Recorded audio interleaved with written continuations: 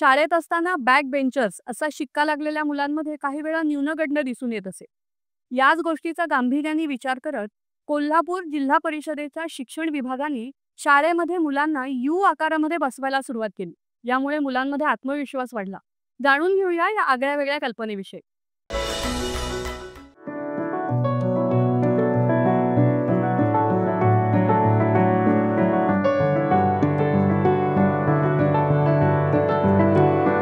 पुढच्या वाकावरचे विद्यार्थी विचारलेल्या प्रश्नांची उत्तरं देतात असा समज कित्येक वर्षांपासून शिक्षण क्षेत्रात पाहायला मिळतो। त्यामुळे बॅक बेंचला बसणाऱ्या विद्यार्थ्यांच्या मनामध्ये नेहमीच एक वेगळी भावना निर्माण झालेली असते। केरळ राज्यात मल्याळम भाषेमध्ये प्रदर्शित झालेल्या चित्रपटाच्या माध्यमातून प्राथमिक शाळेतील विद्यार्थी बसण्याची यू पद्धत दाखवण्यात आली होती। त्यानुसार केरळ राज्यानं बॅकबेंचर संकल्पना दूर करून यू आकारामध्ये बसण्याचं शैक्षणिक क्षेत्रातील एक नवं मॉडेल समोर आणलं। कोल्हापूर जिल्हा परिषदेचे COS कार्तिकेयन यांनी याच धर्तीवर कोल्हापूर जिल्ह्यात त्याची तातडीनं अंमलबजावणी सुरू केली आहे। मी स्वतः एक बॅक बंचर असल्यामुळे बॅक बंचर्सचं मानसिकता काय असते, त्यांची अडचण काय असते मला कळते। कोणत्याही शाळांमध्ये बॅक बंचर नसायला पाहिजे ते हा उपक्रम हाताने घेऊन केरला गव्हर्नमेंटनी पूर्ण चेंज केलं। त्यानंतर कोल्हापूरमध्ये सुद्धा आम्ही हा उपक्रम राबवायचे म्हणून आम्ही अशा एक उपक्रम सुरू केलेला आहे, नो मोर बॅक बंचर्स म्हणून। त्या उपक्रमामध्ये फक्त आम्ही काय केलं, शीटिंग पॅटर्न चेंज केलं। याच्यामध्ये आम्ही असं अभिमानाने सांगू शकतो की आमच्या कोल्हापूरमध्ये कोणीही बॅक बेंचर्स नाही आहे। याची प्रत्यक्षात अंमलबजावणी सुरू झाली असून कोल्हापूर शहरालगत असणाऱ्या रत्नाप्पण्णा कुंभारनगर इथल्या शाळेत गोलाकार विद्यार्थी रचना पाहायला मिळते आहे। सुरुवातीला ज्या शाळांमध्ये वर्गाची पटसंख्या कमी आहे अशा शाळांमध्ये मुख्याध्यापकांनी अशी बैठक व्यवस्था तातडीनं केली आहे।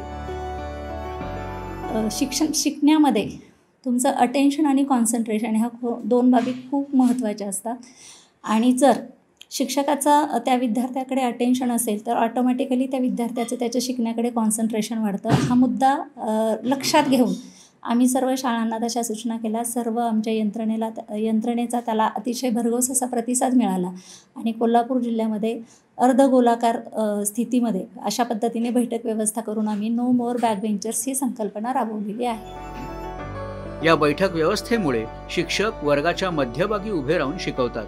प्रत्येक विद्यार्थ्याकडे त्यांचं लक्ष असल्यामुळे सर्व विद्यार्थ्यांना समान वागणूक मिळते।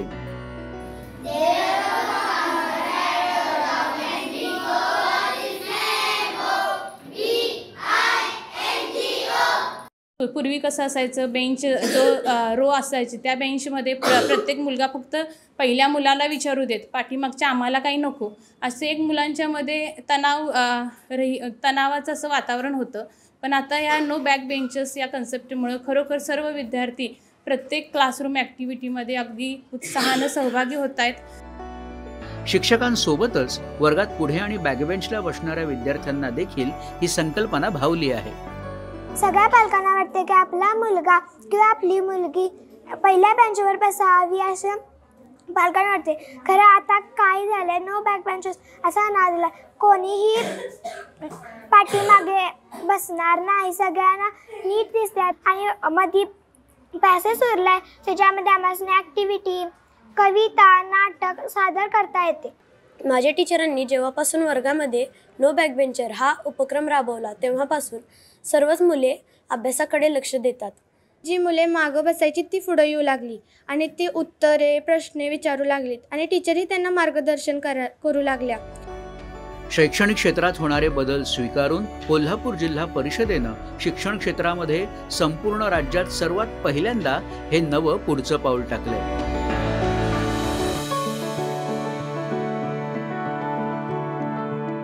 दूरदर्शन बातम्यांसाठी शशी गजवानी, कोल्हापूर।